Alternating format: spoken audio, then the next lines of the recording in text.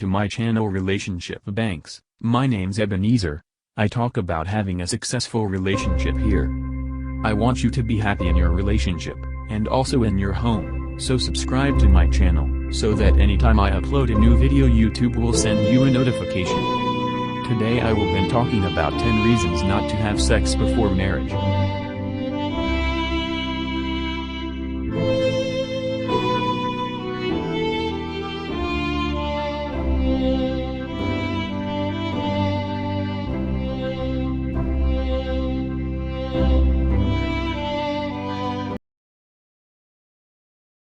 Number 10. Sex masks problems. When you're having sex in a relationship, what's the point in really evaluating it? Why would you?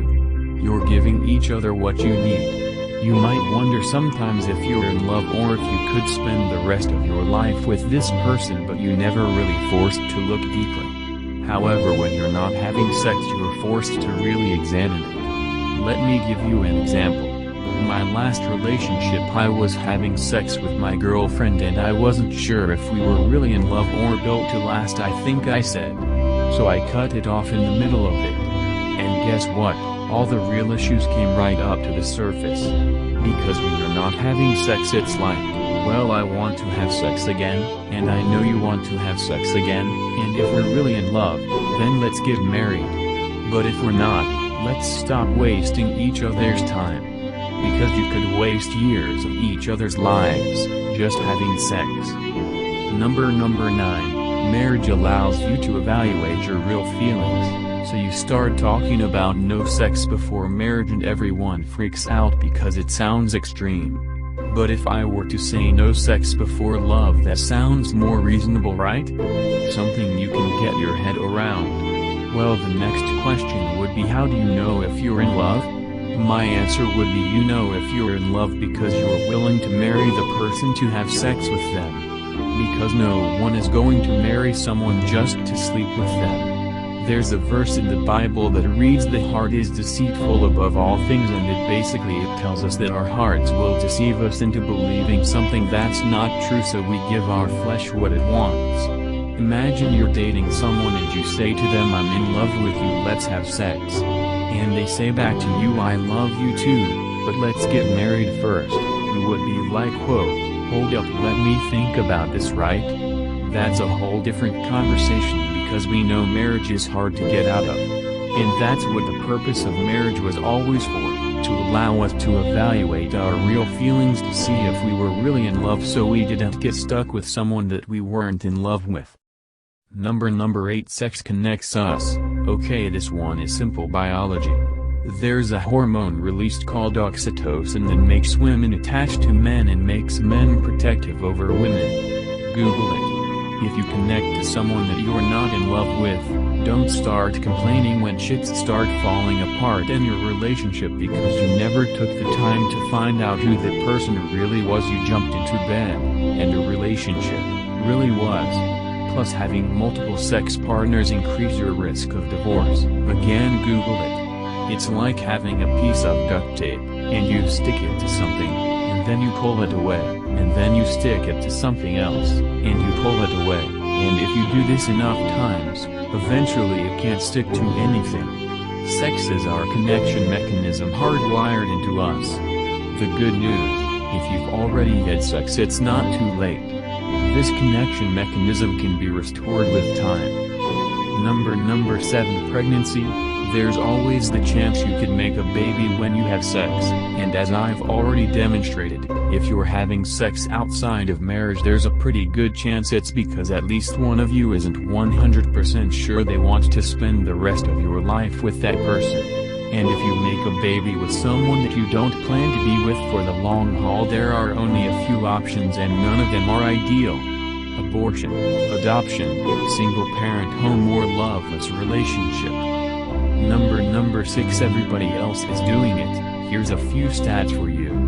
The average American goes on 3 dates before having sex. The rate of divorce in the United States is around 50%. My question is, of the people that are still married, what percent of them are happy? Because my guess is it's pretty low. If I had to guess, I would say it's around 20%, and I suspect it could be even lower. But if it was 20%, that would mean your chances of getting married and being happy are 1 in 10. If you do it the way everyone else is doing it, which is what? Dating, basically out of physical attraction and hooking up with the person after 3 dates. How well can you possibly know someone after 3 dates? And now you're in something complicated and connected to someone that you really don't know that well.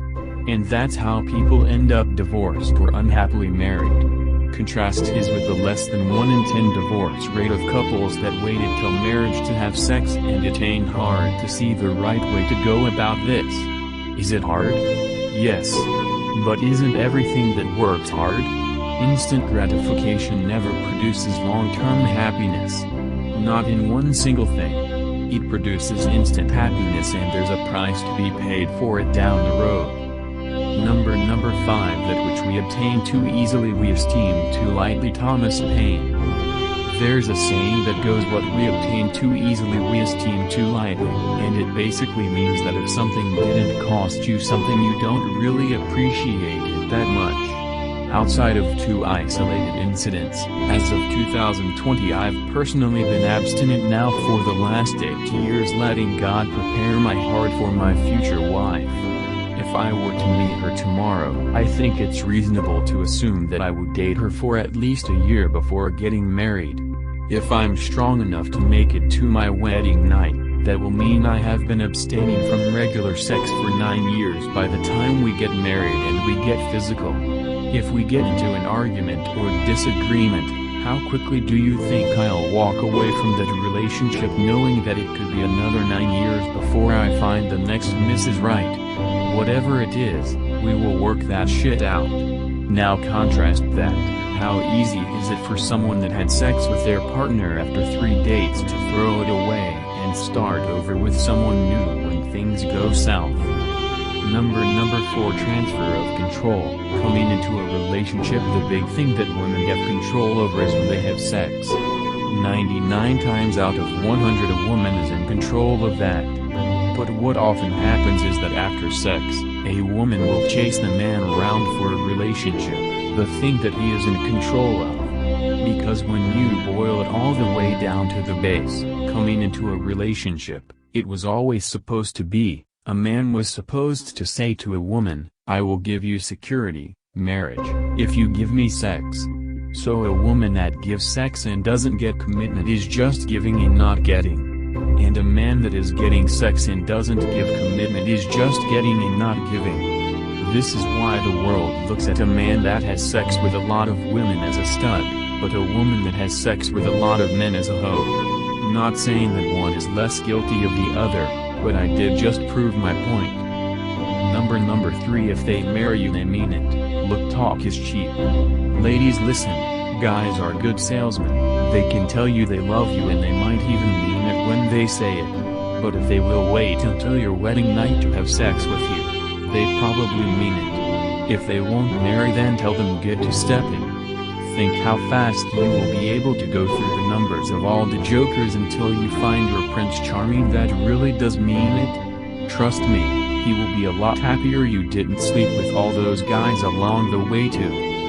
Number 2, physical attraction wears off. I've dated beautiful women in my life, and I found myself not even physically attracted to them anymore.